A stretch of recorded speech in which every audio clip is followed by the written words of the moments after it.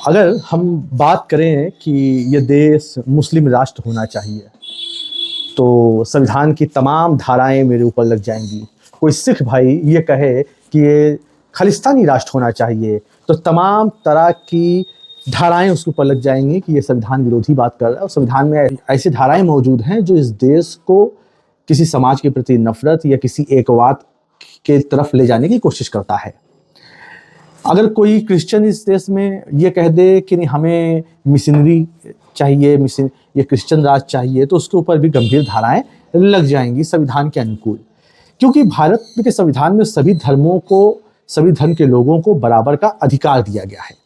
लेकिन बाबा बागेश्वर जो इस समय आजकल हिंदू राष्ट्र की रैलियां कर रहे हैं, जुलूस निकाल रहे हैं जोरों शोरों से, प्रशासन भी मुस्तैदी से उनकी प्रोटेक्शन उन्हें दिया हुआ है, तमाम सेलिब्रिटीज भी उसमें इन्वॉल्व हो रहे हैं, तो शायद ये संविधान का उल्लंघन नहीं कर रहे हैं और ये संविधान के अनुकूल काम कर रहे हैं, ऐसा तो यही प्रतीत होता है।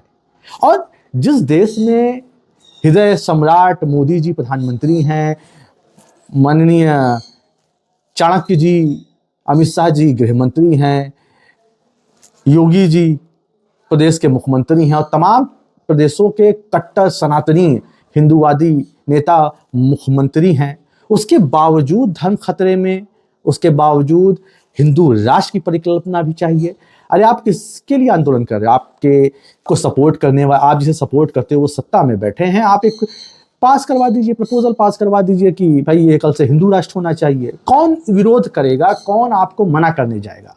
सारी ताकत, सारी चीजें तो आपके पास है ही, लेकिन आपको ऐसा शायद सिर्फ और सिर्फ एक पॉपुलैरिटी के लिए, एक पब्लिसिटी स्टंट के लिए ये चीजें आप कर रहे हो। हिंदू राष्ट्र में शायद जो दलित के ऊपर पेशाब किया गया था उसके लिए एक कठोर कानून लाएंगे आप।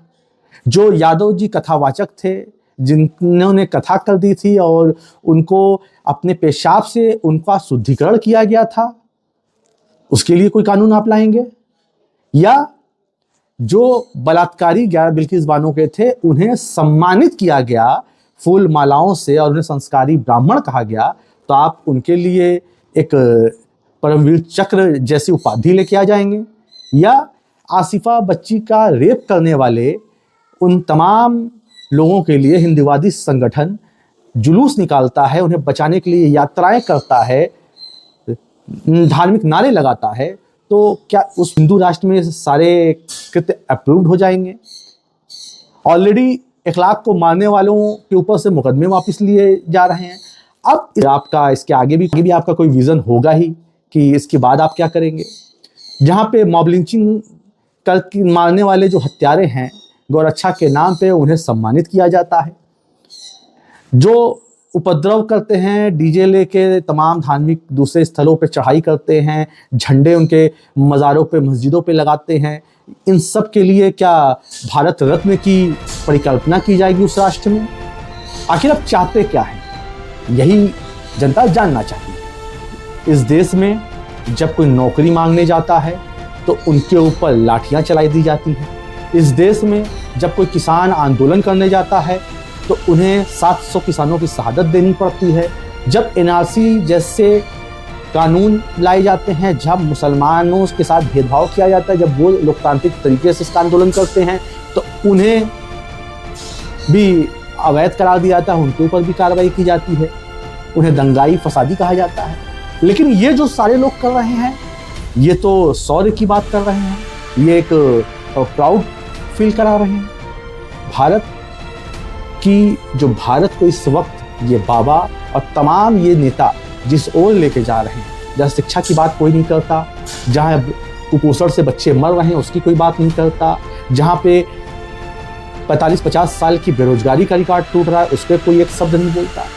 लेकिन धार्मिक जितनी ज्वलनशीलता धार्मिक मुद्दों पे फैलाई जा सके या उन पे रोटी सेकी जा सके, ये भरपूर तरीके से ये काम कर रहे हैं और कहीं ना कहीं ये कन्विंस भी कर ले रहे हैं उन मूर्ख लोगों को, जो मूर्ख लोग ये नहीं समझते कि इस देश में उन्हें खतरा किसी समुदाय से, किसी धर्म से, किसी जात से नहीं है। उन्हें खतरा इन तमाम लोगों के फिजूल मुद्दों पे है, जहाँ पे उनका लेना देना नहीं, जहाँ से उन्हें कुछ लाभ नहीं। इस देश में एक नौजवान को रोजगार ज़रूरी है। एक जो गरीब परिवार है तो उसे रोटी की ज़रूरत है। जो बच्चे काम कर रहे हैं दुकानों पे, उन्हें शिक्षा की ज़रूरत है। लेकिन शायद ही कोई बाबा इन सब बातों पे बात करेगा, क्योंकि उसकी दुकान तो इन सब पे नहीं चलनी है। उनकी दुकान तो ऐसे ही रैलियों, ऐसे ही जुलूस निकालने पर चलनी है। मिलते हैं अगले वीडियो में, तब तक के नमस्कार, सत श्री अकाल, जय हिंद, खुदा हाफिज।